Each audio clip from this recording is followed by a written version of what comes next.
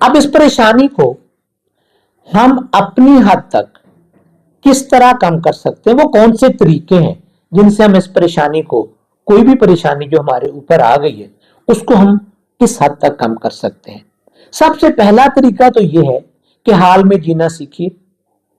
گزشتہ کل کو چھوڑ دیجئے، وہ آپ کے اختیار میں نہیں ہے، اس کو آپ واپس نہیں لا سکتے، اس کو تبدیل نہیں کر سکتے، جو ہونا تھا وہ ہو گیا۔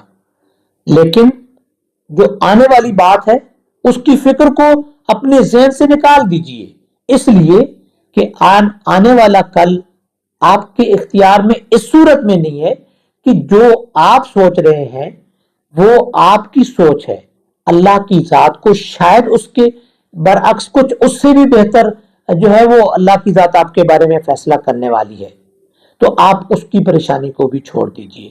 ہم اپنے بہت سارے مسائل کو اپنے اوپر طاری کر لیتے ہیں یہ سوچ کر کہ کل میرے ساتھ کیا بنے گا، تو جب کل کی آپ سوچ رکھتے ہیں تو آپ کا حال بھی آپ سے جو ہے وہ اچھا نہیں گزرتا ہے۔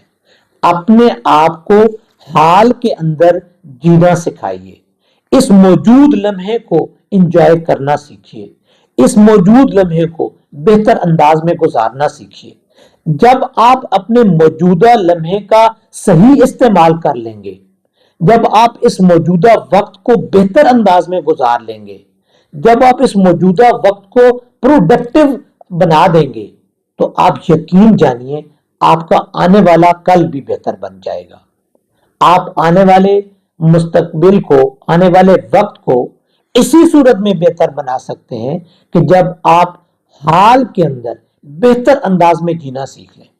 جب آپ حال کو بہتر بنا لیں گے تو آپ کا مستقبل خود بخود بہتر بن جائے گا۔ اور دوسرا طریقہ یہ ہے کہ اپنے اندر، اپنی روزمرہ کی لائف کے اندر کوئی مثبت قسم کی مصروفیات کو پیدا کیجیے۔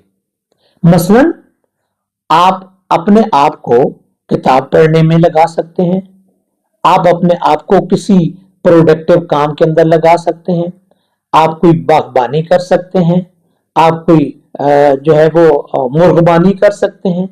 اپنے آپ کو بہتر کاموں کے اندر لگا دیجئے، کوئی ایسے کام کا انتخاب کر لیجئے جو آپ کو مصروف رکھے، جس کی اندر آپ کی مصروفیت ہو، تو آپ جو ہے ہر وقت اس کام کے لیے سوچیں گے، کیونکہ خالی ذہن، خالی دماغ، اس کے اندر شیطانی سوچ بہت زیادہ پیدا ہوتی ہے۔ کہا جاتا ہے کہ جہاں پر خالی ذہن ہوگا وہاں پر شیطان اپنا گھر بنا لے گا، اس خالی جگہ کو، خالی ذہن کو۔ تو جب شیطان اس کو اپنا گھر بنائے گا تو وہ ہمیشہ آپ کو پریشان کرے گا، وہ ہمیشہ آپ سے غلط کام کروائے گا۔ لہذا اپنے آپ کو بامقصد سرگرمیوں کے اندر ڈالیے، اپنے آپ کو مصروف کر لیجئے۔ اور ایک تیسری جو طریقہ ہے وہ یہ ہے کہ آپ حقیقت پسند بنیں۔ یہ چیز ذہن میں سوچ لیں کہ کوئی بھی، کسی انسان کی زندگی بھی پرفیکٹ نہیں ہے۔ زندگی کے اندر پریشانیاں، غم، تکلیفیں، یہ زندگی کا معمول ہے، یہ زندگی کا حصہ ہے۔ کوئی لوگ ان کو بہت زیادہ ان کا سامنا کرتے ہیں اور کچھ لوگ ایسے ہوتے ہیں جو ان کو محسوس نہیں کرتے، لیکن یہ پریشانیاں اور غم ہر انسان کے ساتھ ہیں۔ کوئی خواہ کتنا بھی امیر ہے، کتنی بھی اس کے پاس دولت ہے، ہو سکتا ہے اس کے پاس دولت ہو لیکن اس کے پاس صحت نہ ہو سکتا ہے اس کے پاس دولت ہو سکتا ہے اس کے ساتھ کوئی اس کی اولاد کی وجہ سے اس کو پریشانی ہو، اس کے والدین کی طرف سے اس کو کوئی پریشانی ہو۔ تو یہ چیزیں انسان کی زندگی کے ساتھ ہیں۔ اس کو اپنے آپ کو حقیقت پسند بنانے کی کوشش کیجیے اور اپنے ذہن میں بٹھا لیجیے کہ یہ جو پریشانی ہے یہ ہر ایک کی زندگی کا حصہ ہے۔ اگر میرے اوپر ہے تو بھی اس کو اللہ کی ذات بہتر بنائے گی اور اس کو اللہ کی ذات اچھائی کی طرف لے کر جائے گی۔ اور ایک چوتھا طریقہ یہ ہے کہ جو سب سے پہلے ہونا چاہیے تھا کہ اپنا تعلق اپنے اللہ کی ذات کے ساتھ جوڑ لیجیے۔ اب اللہ کی ذات کے ساتھ جب آپ کا تعلق جڑ جاتا ہے تو آپ کو روحانی سکون ملتا ہے۔ اللہ پاک تو اپنے قرآن پاک میں بار بار اس چیز کا ذکر کر رہے ہیں کہ میرے ساتھ تعلق جوڑ لو۔ اصل تعلق تو، اصل جو سکون ہے وہ تو اللہ کے ذکر میں ہے، اور اللہ کا ذکر کرنے والے لوگ کبھی پریشان نہیں ہوتے ہیں۔ غم، بے شک غم ہمارے ساتھ ہیں، غم ہماری زندگی کا حصہ ہے، لیکن وہ غم جو ہے وہ ہماری اس حالت کو تبدیل نہیں کر سکتے جب ہمارا تعلق اپنے اللہ کی ذات کے ساتھ جڑ جاتا ہے۔ نماز پڑھیے، قرآن پڑھیے، اللہ کے سامنے التجائیں کیجیے، دعائیں کیجیے، مراقبہ کیجیے، اللہ کے سامنے اپنے آپ کو سجود کر لیجیے، اور اسی ذات کے سامنے اپنے تعلق کو جوڑ لیجیے، اسی ذات کے سامنے اپنی جو آپ کی حاجات ہیں، جو خواہشات ہیں، جو آپ کی سوچیں ہیں، اسی کے سامنے ان کا ذکر کیجیے، اور وہ یقیناً آپ کی ان چیزوں کا جو آپ سوچتے ہیں، جو آپ خیال کرتے ہیں، ان کو وہ ضرور پورا کرے گا۔ اور ایک پانچواں طریقہ یہ ہے پریشانی سے بچنے کا کہ اپنی صحت کا خیال رکھیے۔ جب آپ جسمانی طور پر صحت مند ہوں گے تو آپ ذہنی طور پر بھی صحت مند ہوں گے۔ جسمانی طور پر صحت مند نہ ہونا انسان کی ذہنی جو بے سکونی ہے اس کی علامت ہوتا ہے، کیونکہ کوئی بھی بیمار شخص کبھی بھی پرسکون نہیں رہ سکتا، کبھی بھی وہ اپنے اوپر جو ہے وہ کوئی سکون کی حالت میں وہ نہیں رہ سکتا ہے۔ اپنی صحت کا ہمیشہ خیال رکھیے۔ اپنی صحت کا جب آپ خیال رکھیں گے تو آپ کی بہت ساری پریشانیاں آپ سے دور ہو جائیں گی۔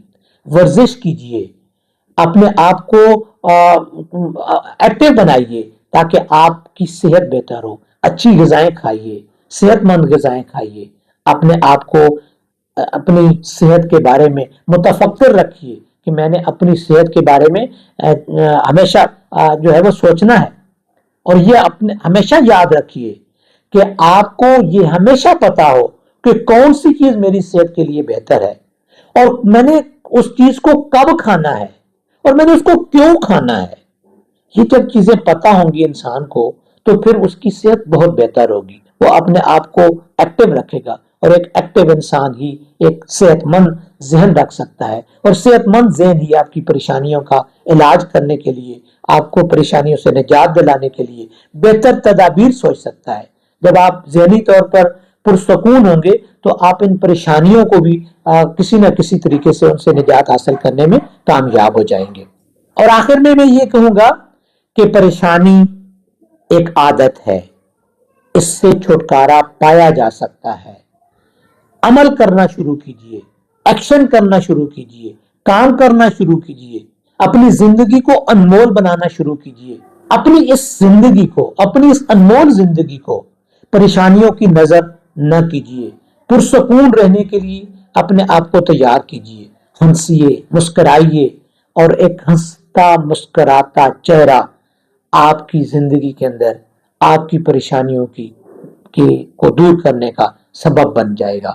اپنے آپ کو آج سے ہی ایک ایکٹیو انسان بنائیے، ایکشن کیجئے، تیار ہو جائیے، اور اپنی ہر پریشانی کا علاج اپنے آپ سے کیجئے، مت کسی کے سامنے ذکر کیجئے۔